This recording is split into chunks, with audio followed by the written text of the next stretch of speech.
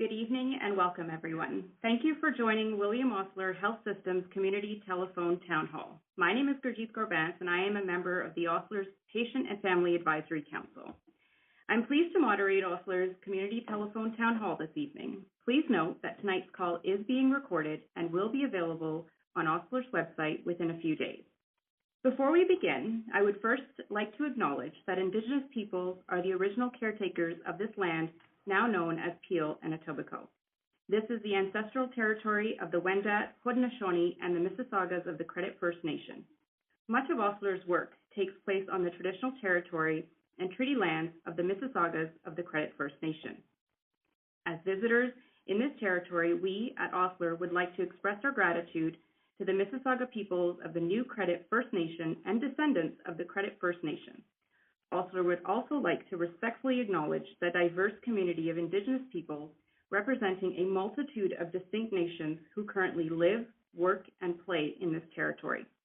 We would like to express our commitment to honoring Indigenous communities and nations across the territories now known as Canada. Tonight, some of Osler's senior leaders will share hospital updates and exciting developments, including the latest news around our redevelopment projects, Osler's new research institute, the journey to becoming an academic health center, and our exciting partnership with Toronto Metropolitan University to establish the first school of medicine in this area in more than 100 years. And of course, we always look forward to hearing directly from you. From my experience as a volunteer patient and family advisor, I know Osler's leaders are committed to truly listening to and learning from us all. As part of this interactive event, we look forward to engaging in meaningful conversation with you, either on the phone or through our website. Throughout our hour together, I will also be asking you a few polling questions, which you can easily respond to using your phone. I will provide more details on how to do this shortly. It's now my pleasure to introduce Osler's senior leaders joining us this evening. First, we have Pradeep Singh Gill, First Chair and Treasurer, Osler's Board of Directors, Dr. Frank Martino, President and CEO, Tony Razzo, Vice President, Clinical Services, Kathy Renaud, Vice President, Facilities Operations and Capital Development, Tatiana Rivera, Executive Vice President, Quality, Research and Chief Nursing Executive, Mary Jane McNally, Chief Patient Experience Officer, and Ken Mayhew, President and CEO, the Osler Foundation. We are also happy to welcome a special guest from Toronto Metropolitan University, Dr. Teresa Chan, Founding Dean of the School of Medicine and Vice President of Medical Affairs. Over the next hour, you will have several chances to ask questions. To be placed in the queue to ask a question, please press *3 on your phone at any time. We will get to as many questions as we can, both on the phone and those submitted through Osler's website. For those callers who we cannot respond to during this 1-hour live event, I will provide instructions at the end of the call on how to leave your questions so Osler can get back to you. To those just joining us, welcome to William Osler Health Systems Community Telephone Town Hall. I would now like to invite Pradeep Singh Gill, First Chair and Treasurer of Osler's Board of Directors, to say a few words. Thank you, Gurjeet. Good evening, everyone. I'm honored to be part of tonight's event and to be able to speak with you all. Similar to many of you on the line this evening, I'm a resident of this community. My family and I rely on care at Osler hospitals, so I come to my role on the board as governor, community member, patient, and loved one of those needing hospital care. I can tell you that it means a lot to me to have open and transparent communications with the community. I've been with Osler's Board of Directors since 2018, and as part of my involvement with the board, I have served as chair of the Resources and Audit Committee and as well on the Executive Committee. As part of these committees, I help oversee the governance of our organization and make recommendations to the board on different topics such as operating and capital budgets and high-level workplace issues. We sincerely appreciate you joining us tonight, and we thank Osler's leadership for creating opportunities such as this one to connect with residents. These are such important conversations, and we know that healthcare remains vital for our community. Also, as board members, receive feedback through a number of avenues and are part of many conversations in the community. We have other board members that also reside within our community, and we make a concerted effort to ensure community feedback is brought to the board and to management. The feedback we receive via those avenues and on calls like today's is taken to board meetings and to OSLR's leaders for continuous improvement. Before my colleagues share their updates, I want to express the pride that I have in OSLR and the confidence the board has in Dr. Martino and OSLR's leadership team and its frontline workers. This team is steadfast in its commitment to delivering on their mission to provide innovative healthcare delivered with compassion. Since I joined OSLR's board of directors, I have witnessed firsthand the outstanding dedication of our healthcare teams across the organization. On behalf of the entire OSLR board, I want to offer my gratitude to the hospital's staff, physicians, and volunteers for their ongoing commitment and for going beyond for patients and families every day. I also want to reiterate to the community the importance this organization and the board places on delivering quality healthcare. It is a top priority for us, and we will continue to strive to deliver on this commitment. I'm excited for the transformational journey that lies ahead for OSLR, including hospital redevelopment, the partnership with Toronto Metropolitan University to bring a new School of Medicine to Brampton, enhanced cancer services, OSLR's new research institute, and much more. The future of healthcare is indeed bright for our communities. And with that, I will now pass it back to Gurjeet. Thank you for your leadership and for your kind words, Pradeep. For those of you who have just joined, if you would like to ask a question or make a comment, press *3 on your phone. This will bring you into the question queue to speak with one of OSLR's leaders. We kindly ask that you keep your question brief so that we can get to as many as possible. I would now like to ask Dr. Frank Martino, OSLR's President and CEO, to say a few words. Thank you, Gurjeet, and good evening, everyone. Gurjeet, before I begin, I want to say how pleased we are that you've joined us again tonight to facilitate this valuable conversation with our community. I also want to thank you for your commitment to serving on OSLR's Patient and Family Advisory Council, a very important group of volunteers who help the hospital co-create new programs, policies, and initiatives, sharing the wisdom and lived experience of our community members. And thank you, Pradeep, for your kind words. I echo your sentiments of pride in our healthcare teams. I'm tremendously proud of our strong and resilient OSLR staff, physicians, and volunteers. As Pradeep mentioned, OSLR is embarking on one of the most exciting chapters in our history, with several transformative and important priorities on the horizon. Our esteemed guest from TMU, Dr. Teresa Chan, will be providing an update on our progress with the new School of Medicine in Brampton. OSLR is honored to be TMU's clinical partner in bringing a new School of Medicine to our community. Along with some other important partners, we're truly building a comprehensive health system for many generations to come. Thank you for joining us tonight, Dr. Chan. Tony Razzo, OSLR's Vice President of Clinical Services, will provide an update on how we are continuing to enhance access to programs and services our community needs. You know, the transformation of Peel Memorial into Brampton's new hospital is a key priority for OSLR. In addition to expanding cancer care services in Brampton and planning for future redevelopment of Etobicoke General Hospital. Kathy Renaud, OSLR's Vice President of Facilities Operations and Capital Development, will provide more updates on these exciting projects. Our exciting journey ahead includes the evolution of our research program. Over the last 10 years, OSLR has enabled research and clinical trials to help our patients access cutting-edge drugs and therapies. My colleague, Tiziana Rivera, Executive Vice President, Quality Research and Chief Nursing Executive, will speak about how we are advancing the future of research at OSLR. As a leading hospital system in Ontario, OSLR strives to be an inclusive, accessible, and welcoming place for all. Mary Jane McNally, OSLR's Chief Patient Experience Officer, will speak to OSLR's commitment to patient-centered care. And finally, my colleague Ken Mayhew, OSLR Foundation President and CEO, will provide an update on the community's inspiring efforts to support our hospital. OSLR has a bright outlook for the future for healthcare in the community. while continuing to work diligently to respond to the changing needs of the community and to ensure that patients always receive quality health care. In the coming weeks, we will release OSLR's annual report, an opportunity to share with you the incredible work of our teams to bring world-class health care to our communities. I encourage you to check it out on OSLR's website. We are also currently developing our new 5-year strategic plan, which will be our roadmap for the future as we continue to build a sustainable, modern healthcare system. We will share more details in the months to come.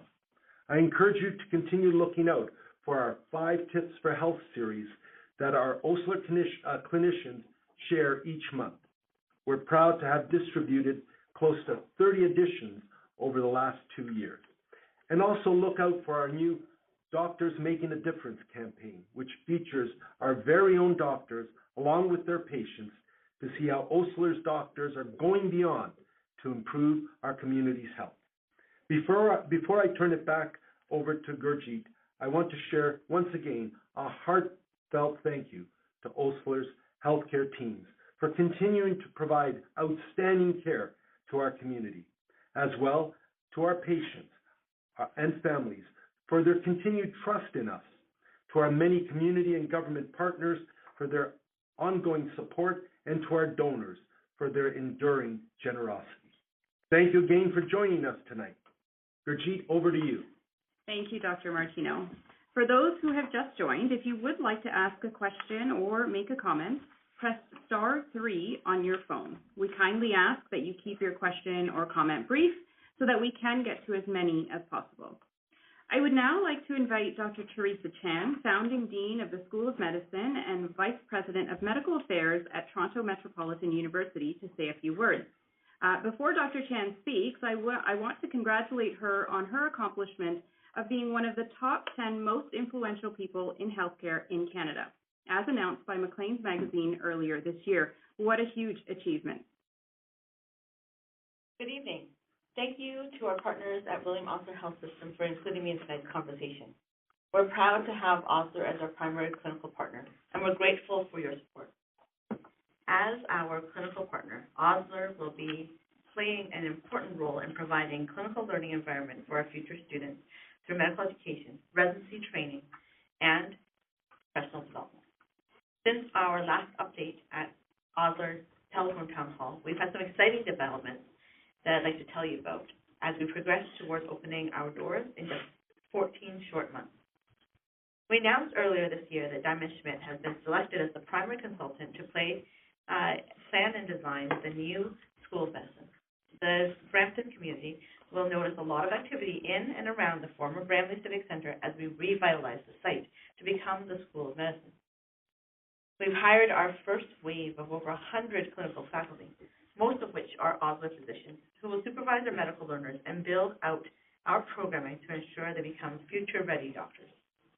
We became the 18th Canadian institution with an accredited postgraduate education office, and will continue to pursue accreditation for our MD program and residency programs. We established a community partnership with the Peel District School Board, and we continue to build relationships with community organizations across Brampton and Peel. As part of our commitment to building the school with the communities we serve, we're eager to continue to engage with community members, physicians, and students as we move forward. The School of Medicine's mandate is intentionally focused on increasing primary care capacity and cultural competency in physicians in diverse and medically underserved populations to meet the need of Brampton and its surrounding communities.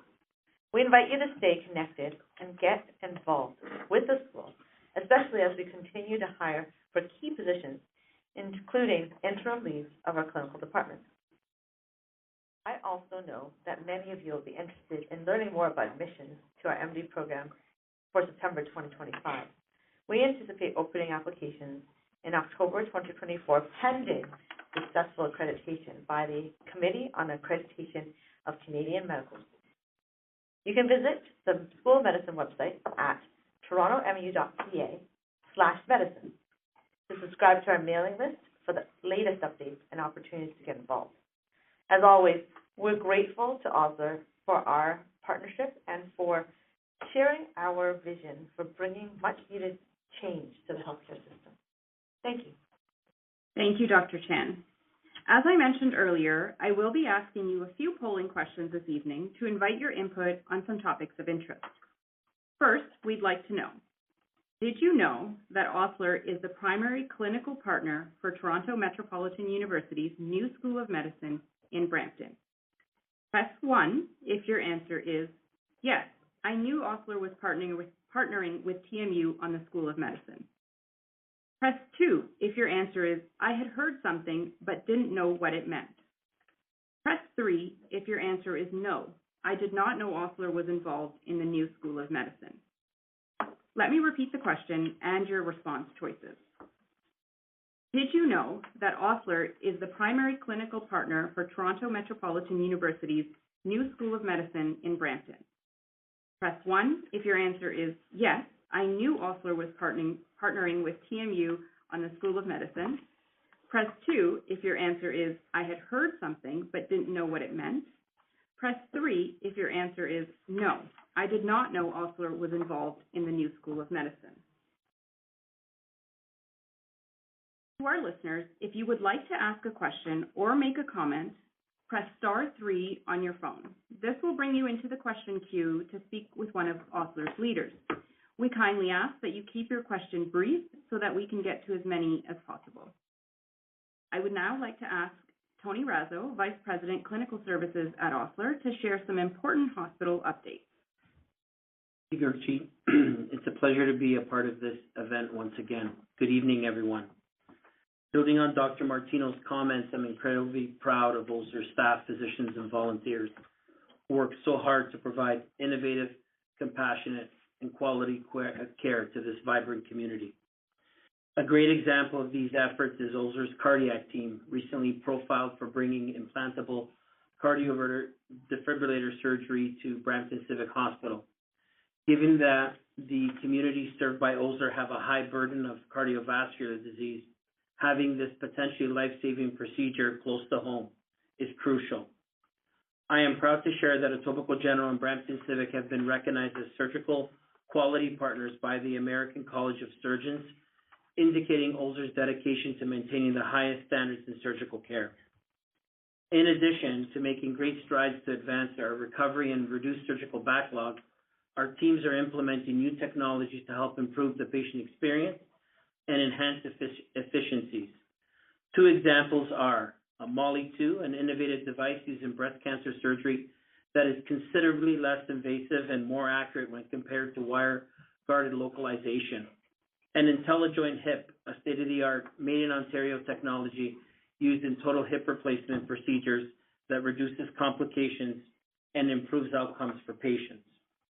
Osler's large renal program, which supports patients with in-hospital dialysis at its 3 sites, the Brampton Civic, Etobicoke General, and Peel Memorial, is also proudly recognized provincially for its expertise in home dialysis. In 2023, Osler's renal program successfully facilitated 61 kidney transplants, with a quarter of them coming from living donors, literally saving lives.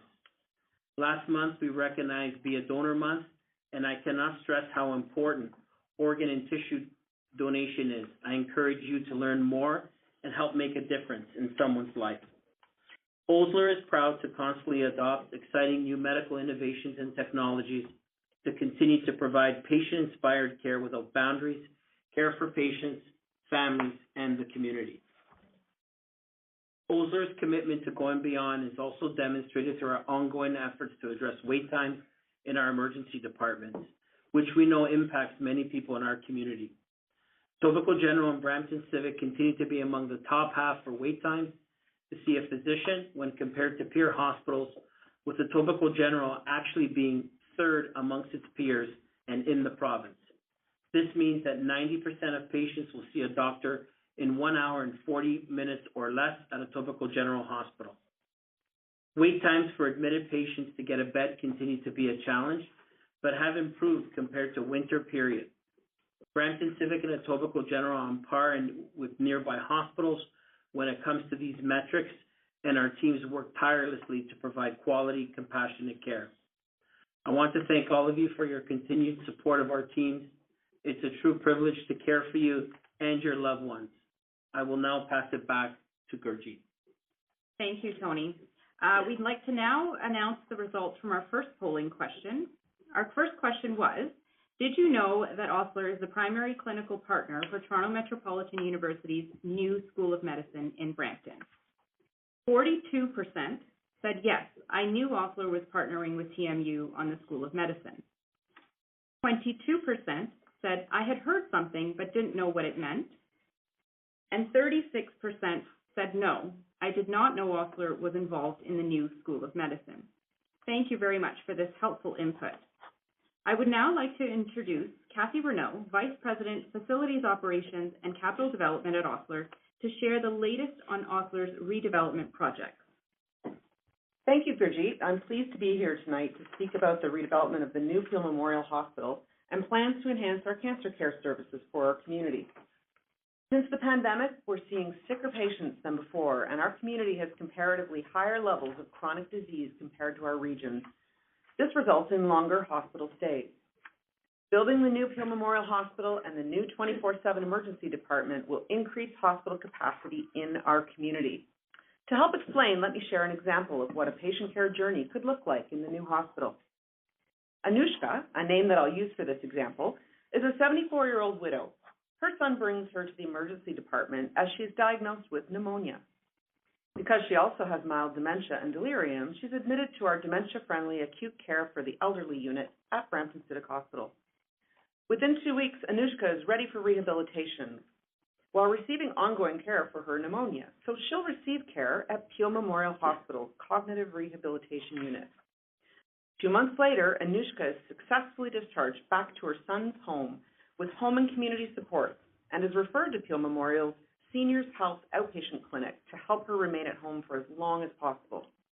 Without the specialized care received at the new Peel Memorial, her recovery would have taken twice as long, and this means a better outcome for patients like Anushka and more capacity at Brampton Civic for those needing acute care. Osler works as an integrated hospital system, and this is a great example. So pending approvals from the Ministry of Health and Infrastructure Ontario, the next important milestone is the request for qualifications.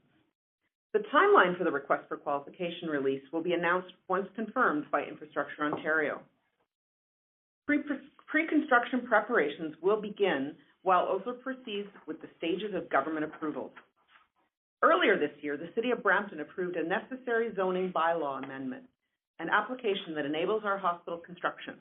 We thank Mayor Brown and the Council, along with the City staff, for working closely with Osler to ensure that we can build a hospital of this magnitude. Osler continues in the planning stages for a comprehensive cancer center at Brampton Civic to bring much-needed radiation services closer to home.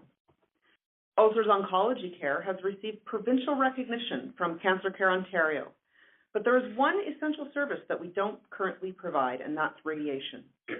Our patients must travel to Mississauga or Toronto to receive this treatment.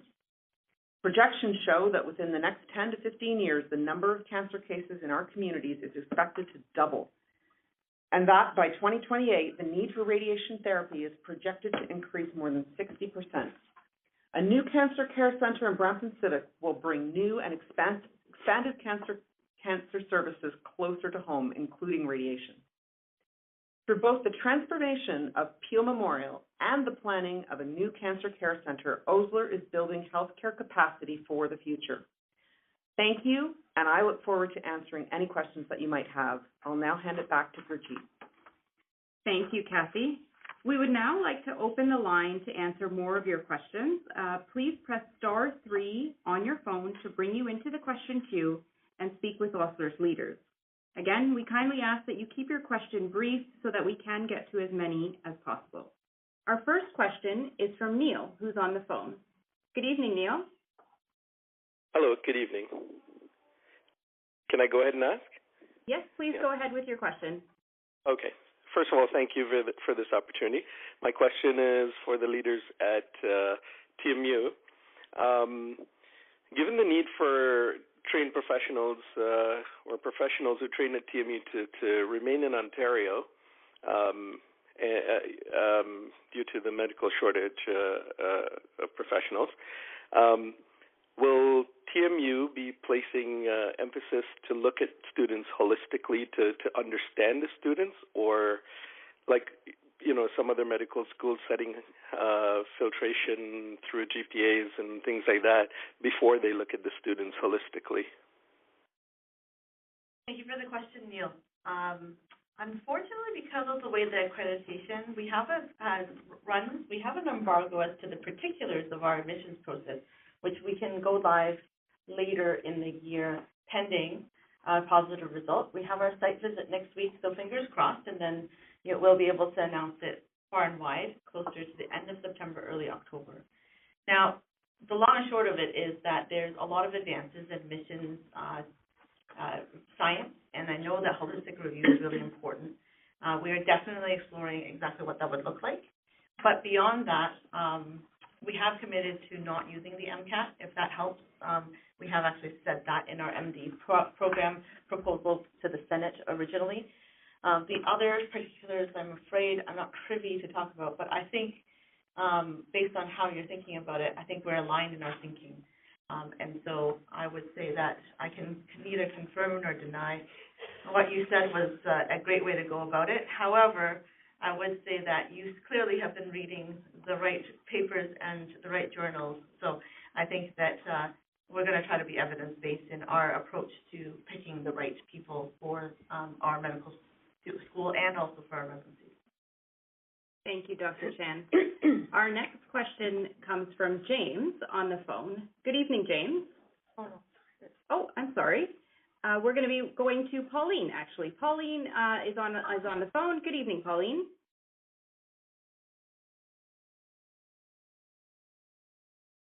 Pauline, good evening.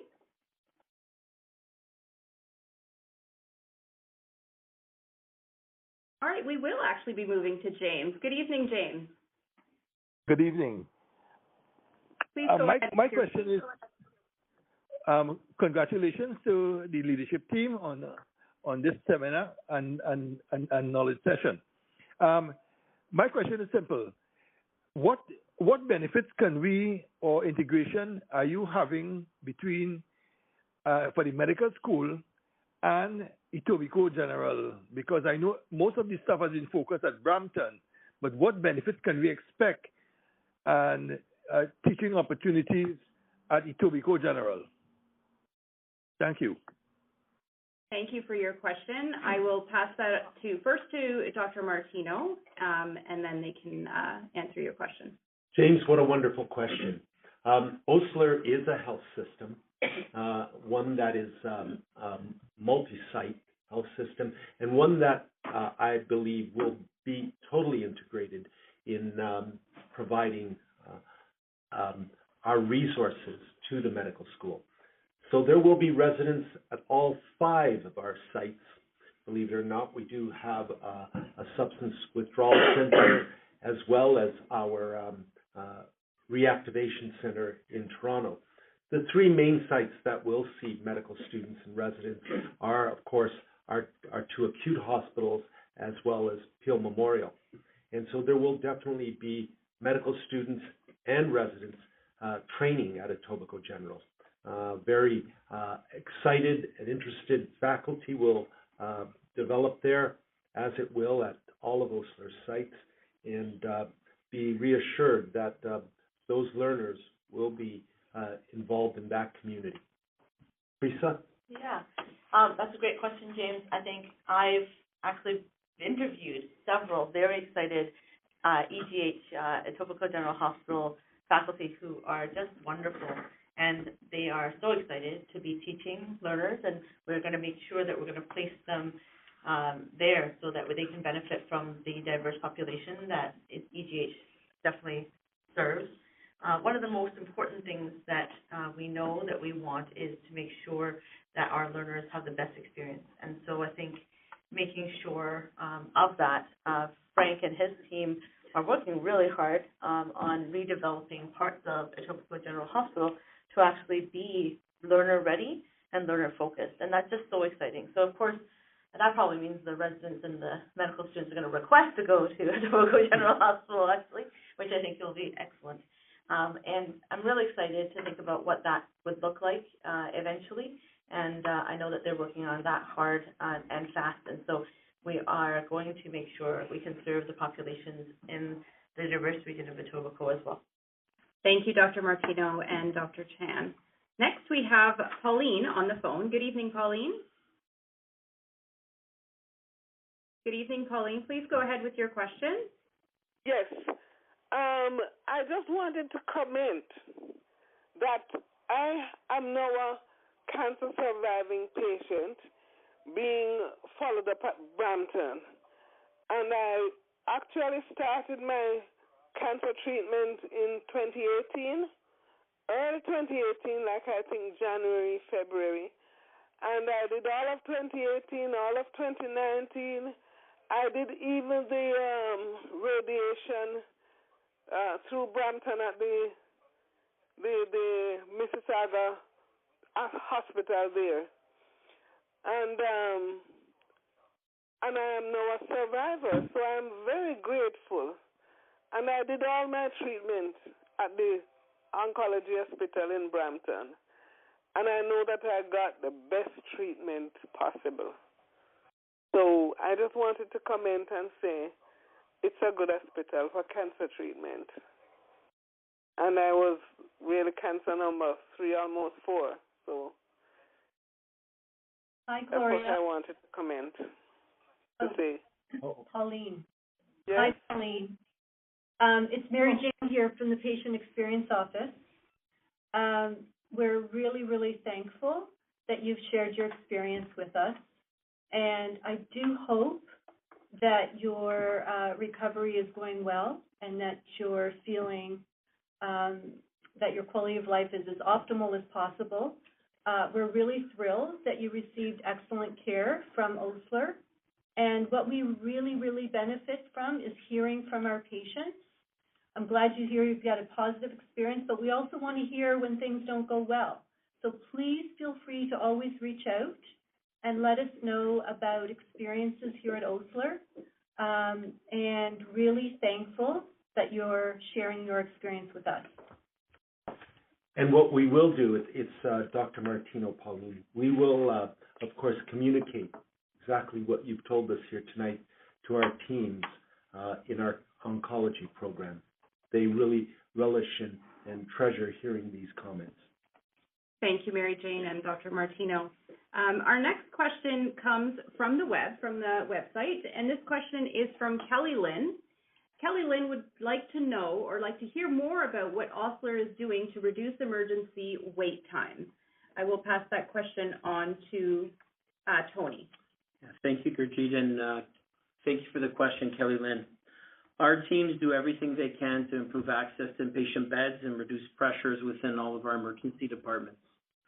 Osler proactively prepares for seasonal increases in patient volumes, but sometimes volumes in our emergency departments are due to other factors such as the level of sickness of patients coming in. Osler works closely with local health system partners to provide clear, aligned communication on where to go if they or their family members are ill.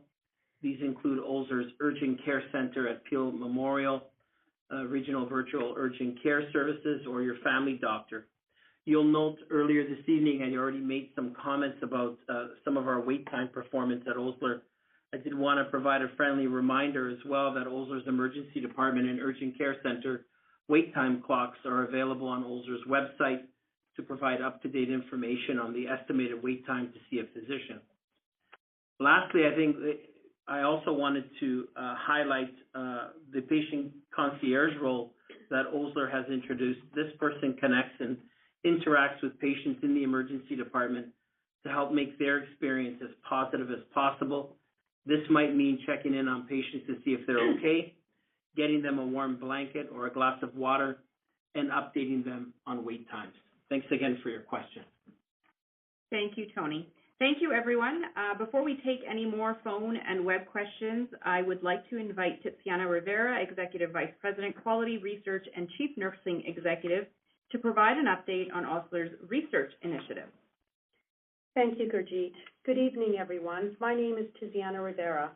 I'm a registered nurse by profession, and in my current role at Osler, I oversee professional practice, academic partnerships, quality, patient safety, research, and ethics. I have the pleasure of being here with you today with a great sense of pride and excitement. Excitement because it's my honor to announce that the Osler Research Institute for Health Innovation is now established. Building on a decade of substantial growth during which Osler's research program has tripled in size. Today, Osler has more than 200 research projects underway across 40 program areas, including 86 active clinical trials, a testament to our dedication to pushing the boundaries of healthcare. The Research Institute serves as a beacon for excellence and brings together all of Osler's research activities under one formal entity, showcasing Osler's strength as a healthcare innovator. This is an important key step in Osler's journey to becoming an academic health center and a moment of great pride for me personally. As a community, we are looking at a bright future for healthcare. And we are doing this all with you, hand in hand. As part of this process, we created a community-based research advisory committee. We received over 100 applications from the community to be involved. Thank you. The research that will emerge from Osler's Research Institute will not be conducted in isolation, but will be rooted in the needs and expertise of our diverse community. We will actively involve community members and ensure that your voices are heard. The core mission of all this work is to support meaningful improvements in care, to support the care of our patients, families, and community. This is a big endeavor, and we need to be inclusive and collaborative.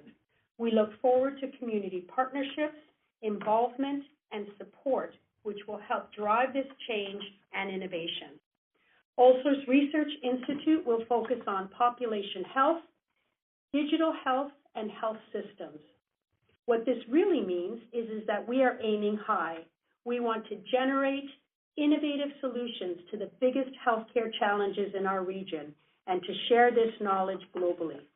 As we have done it for the past 10 years, we will keep advancing what is possible, keep being creative, and keep exploring new ways to address the questions and issues that our community has identified.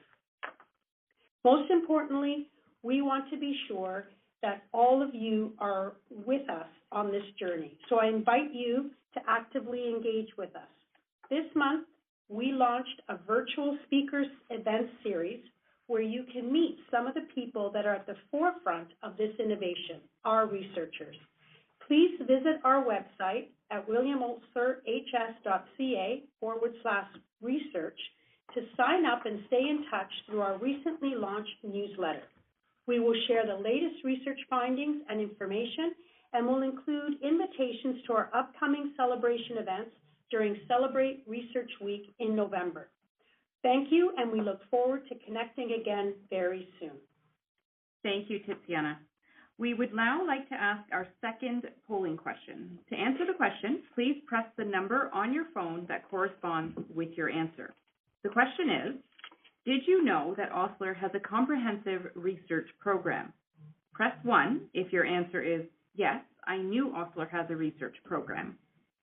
Press 2 if your answer is, I had heard something but didn't know what it meant.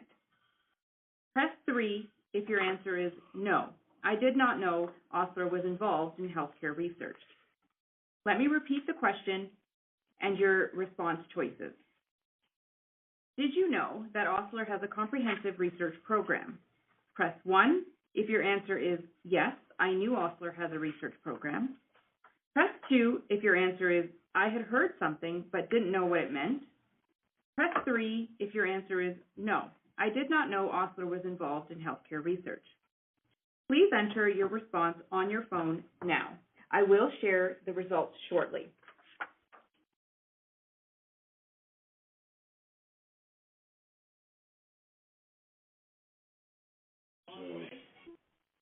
We will now be going to a question from Gloria, who is on the phone with us. Good evening, Gloria. Go ahead with your question.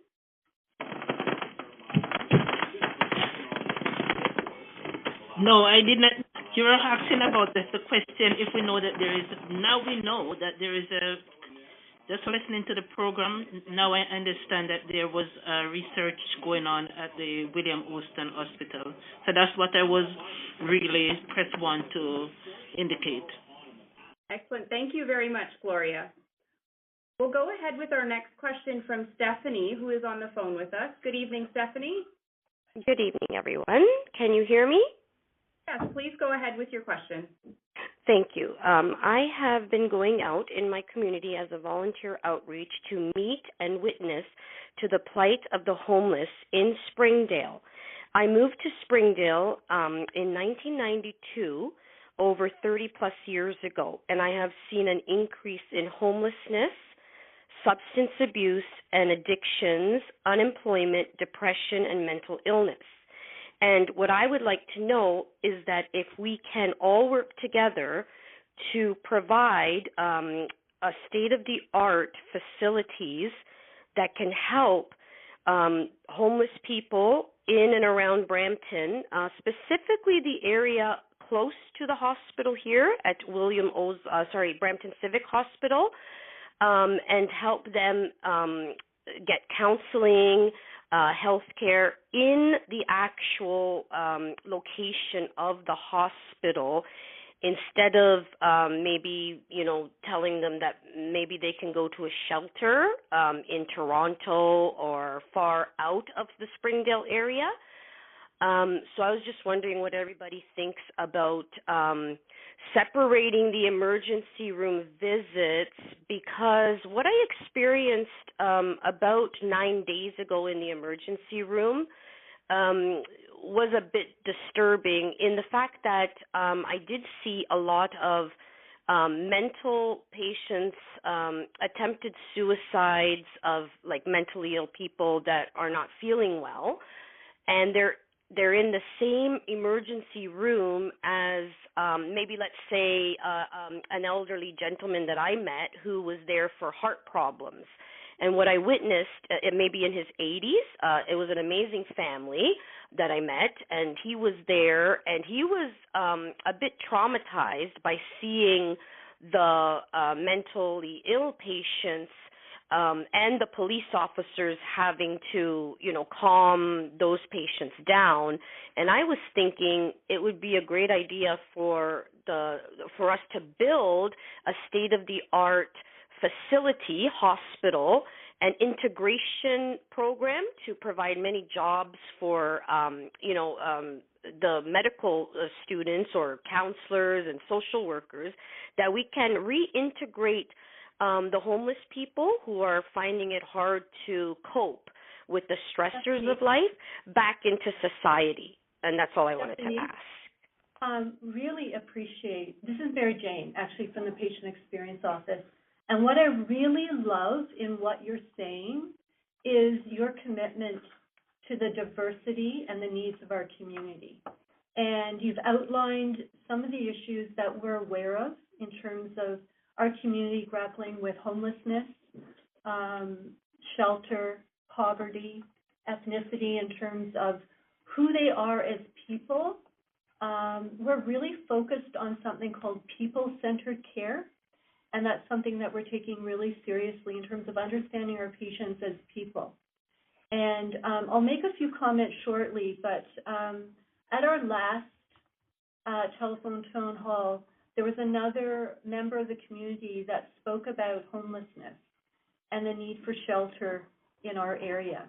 And we've taken this very seriously at Osler, and I'll say a little bit more about that shortly, but we've conducted some research around the amount of individuals that are seeking care within the hospital, really about housing issues, in addition to their healthcare concerns. So really appreciate you bringing these questions forward, and thank you. Thank you very much, Mary Jane. Next on the phone, we have Keith, who's joining us this evening. Good evening, Keith. Go ahead with your question. Good evening. I have a very simple question. I just wonder if someone could give us an update of the schedule for construction at the Beale Memorial, what the status is of that. Absolutely. I'll pass that question on to Kathy. Thanks, Keith. I'm glad you're as excited about this project as everyone here in the room. So, pending approvals from the Ontario government, the next important milestone for us is the request for qualifications. This is the first step towards selecting a team to build the new Peel Memorial Hospital. So, renewed timelines will be announced once confirmed by Infrastructure Ontario, and pre-construction site activity continues while Osler proceeds with the required stages of the government approval. So we've just finished getting that City of Brampton bylaw amendment that I talked about earlier, and that was a great step toward enabling hospital construction.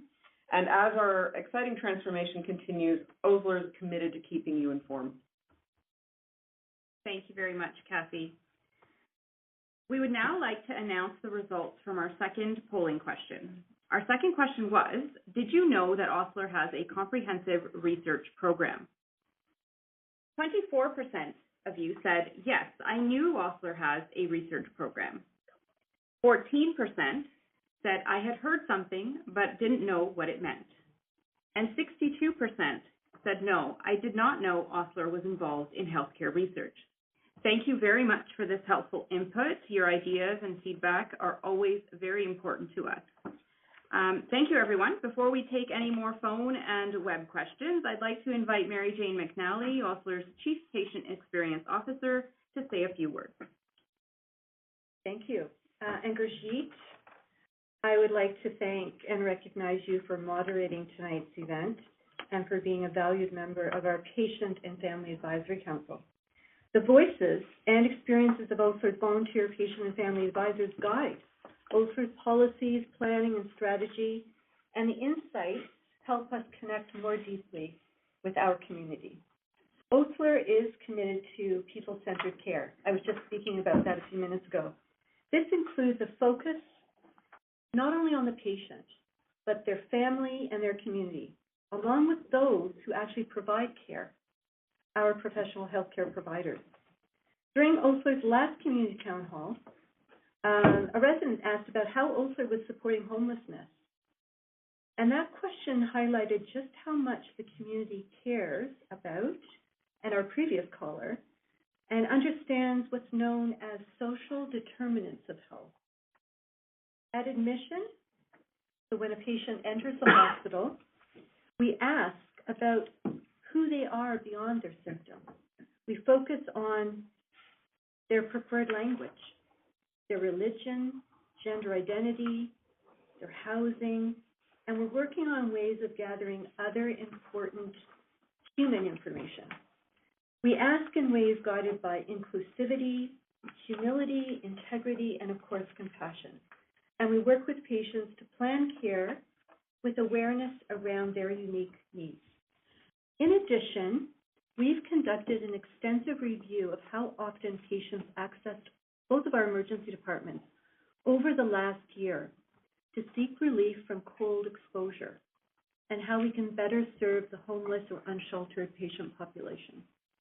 We engaged with other Toronto and surrounding areas academic colleagues to understand how they're collecting this information, and we plan to use this data to further support patients as they transition back into the community. As a member of the Central West Ontario Health Team, Osler has developed further community partnerships to work on an integrated healthcare system and services. We're also exploring relationships with community Indigenous leaders on how to best honor our shared accountability and responsibility to address truth and reconciliation calls to action. Thank you, everyone. I will now turn it over back to our moderator, Gurjeet, and I look forward to answering any questions that any of you have. Thank you, Mary Jane. I would now like to ask Ken Mayhew, Osler Foundation's President and CEO, to say a few words. Thank you, Gurjeet, and good evening, everyone. As you've heard from my colleagues this evening, it's an incredibly exciting time at Osler as we work to ramp up and enhance our programs and services to meet the needs of our growing communities. Many people don't realize that 100% of the equipment in our hospitals must be funded by the community. 10% of construction costs for hospitals must also be paid by the community. As Dr. Martino noted, at Osler Foundation, we work with residents like you to raise vital funds to support our hospitals. Yesterday's Brampton Guardian featured a story on one such resident, Mrs. Lois Rice, who recently passed away. The story tells how profoundly Lois believed in growing health care for the community, and after whom the atrium and the current Peel Memorial is named. Amidst many contributions of her time and funds to us and many other worthy causes, over more than 6 decades of service, Lois served as the honorary co-chair of the Peel Memorial Campaign Cabinet. That community pride and legacy of giving began more than 100 years ago when a small but mighty group of volunteers called the Women's Auxiliary reached out to friends and neighbors to raise funds in amounts large and small that were required to build the Peel Memorial Hospital, which opened in 1925. In 2025, the Peel Memorial Hospital they built will celebrate its 100th anniversary, and we'd love to have those in the call be a big part of Peel's next 100-year legacy of care. We're beginning our boldest fundraising campaign yet, and will take all of us, those new to the cause, and some of you who've been giving to us as families for generations, working together to transform healthcare across Osler.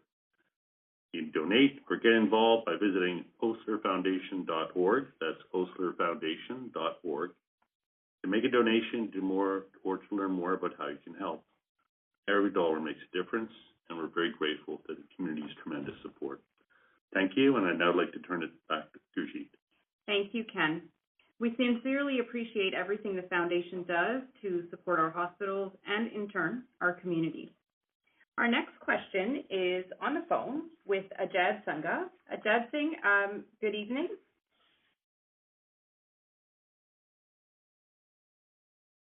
Ajad, good evening. Go ahead with your question.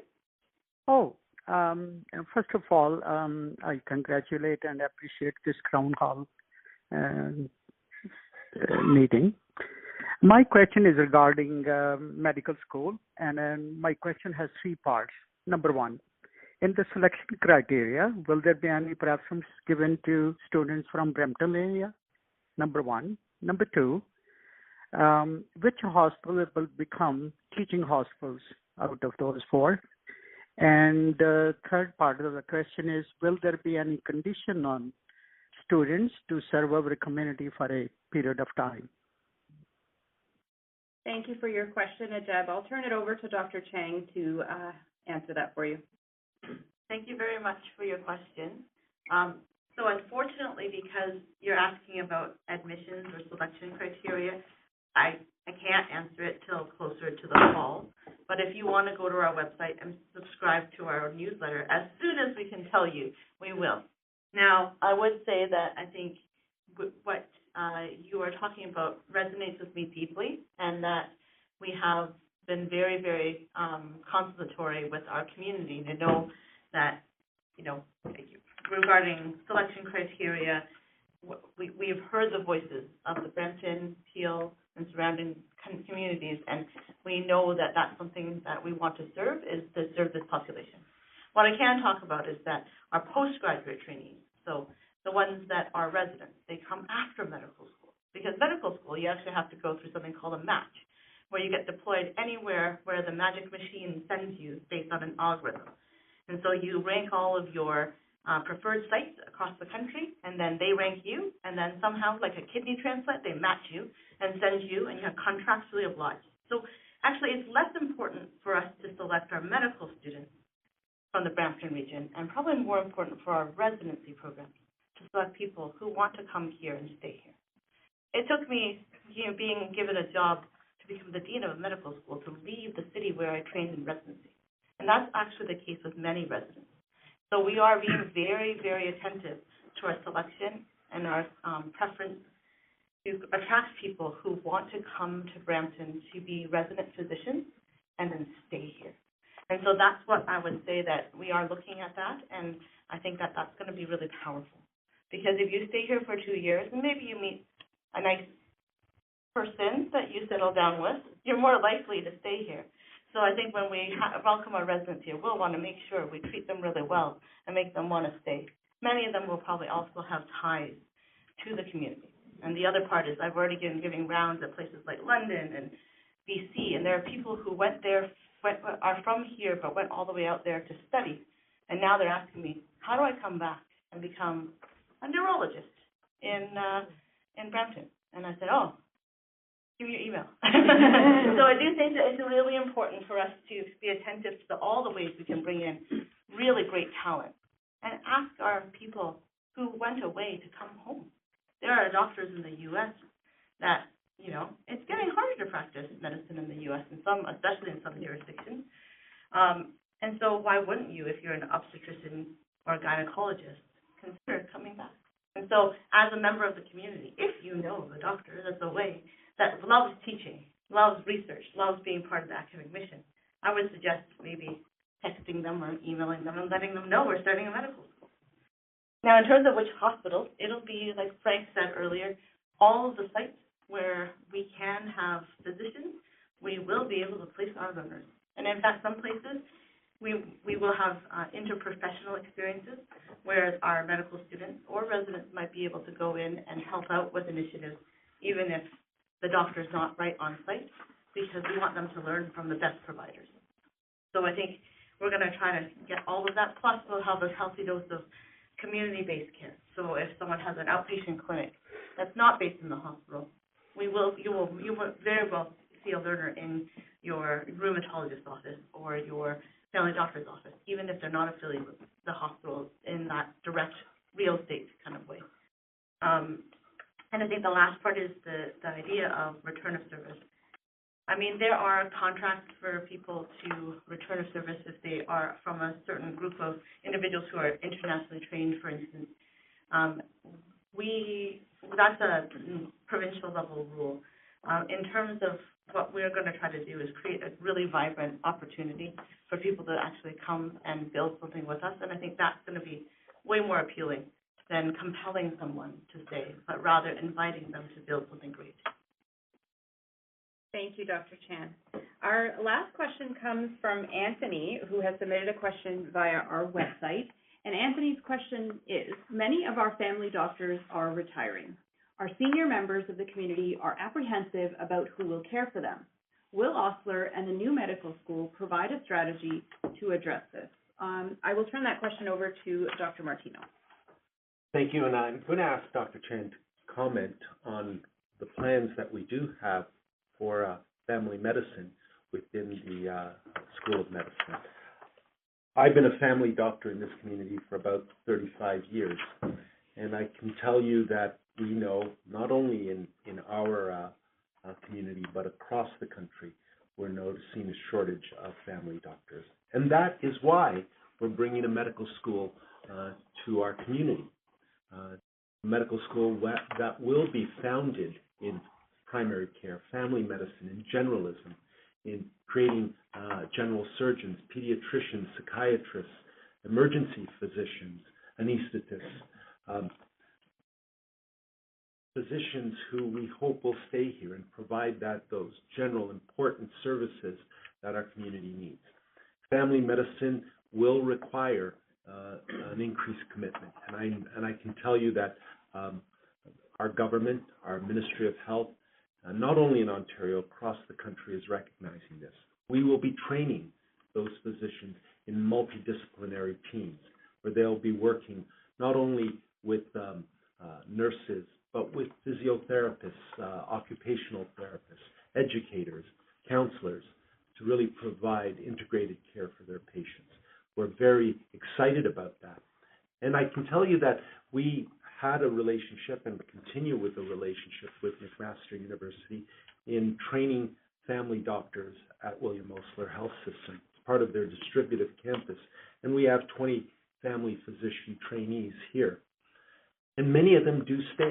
And I can speak from personal experience in my own family health team that a large number do stay here. And that's the the incentive we want to provide and the initiative that we're going to pursue. Lisa? Yeah, I think one of the really important curricular components of our medical school will be that we are celebrating primary care in a way that's different from other schools. We actually have the first assistant dean of primary care education in the country, so we have someone who actually is responsible for overseeing both organizing primary care education for the junior-most people, the kind of medical students, but also this person is the overarching program director for the family medicine program and all the subspecialties within family medicine. We're also aiming to have about 60% of our residency spots allocated to family medicine or family medicine enhanced skills programs. And finally, we will be creating something called a longitudinal integrated clerkship, which is a newer, modern kind of technique of having a family medicine rotation that goes over about 6 months rather than just 2 weeks, which is what I experienced when I was in medical school. It's really hard to get a flavor of the longitudinal care that family medicine provides and the joy in doing so unless you get that longitudinal experience when you're a medical student. So we're going to try to build that in and give people that taste. And I think that will make it easier for people to see themselves in that role. Thank you, Dr. Martino, and thank you, Dr. Chan. Thank you, everyone, for your insightful questions tonight. Just a reminder that if we were unable to get to you tonight, we are gathering your information so we can get back to you and answer the questions you have as best we can. I will now turn it over to Dr. Martino for some final thoughts. Thank you again, Gurjeet, for so expertly moderating tonight's telephone town hall. We're also greatly appreciative of the tremendous contribution you make as a member of Osler's Patient and Family Advisory Council. Thank you also to Dr. Teresa Chan from the Toronto Metropolitan University, Pardeep Singh Gill, First Vice Chair and Treasurer of Osler's Board of Directors, and Ken Mayhew, Osler Foundation President and CEO, for all being here. And thank you to my colleagues, Tony Razzo, Kathy Renaud, Tiziana Rivera, and Mary Jane McNally for providing updates and for answering questions from our community. We've reached over 5,600 households throughout the past hour. That is fantastic. I'm deeply grateful to everyone who's joined us, and thank you to everyone who called in with questions and comments. At Osler, we're proud to be your local hospital system, and your presence on the line tonight reaffirms the strong bond we share as a community committed to health and well-being. Your engagement demonstrates the profound impact we can collectively make when we come together with a shared purpose. Please know that your comments, questions, and experiences make a difference in all that we do. We will be hosting another Osler Telephone Town Hall in the fall, and we hope you can join us again. Till then, we will continue to keep you, your families, and the community updated on hospital matters through Osler's website, our newsletter, Inside Osler, social media, and our various communication channels. On behalf of Osler's staff, physicians, and volunteers, I offer our deepest thanks for your ongoing support of Osler and our healthcare teams. I wish you all a healthy and safe spring season. Thank you, and stay well. This wraps up Osler's Telephone Town Hall. Thank you to all of our speakers for your insightful updates tonight, and thank you to our community for your great questions and active participation. The recording of tonight's call will be available on Osler's website in the next few days. If you have questions we did not get to, please email them to publicrelations@williamoslerhs.ca, and we will respond to them in the coming days. Once again, that's publicrelations, one word, @williamoslerhs.ca. Thank you again, and enjoy the rest of your evening.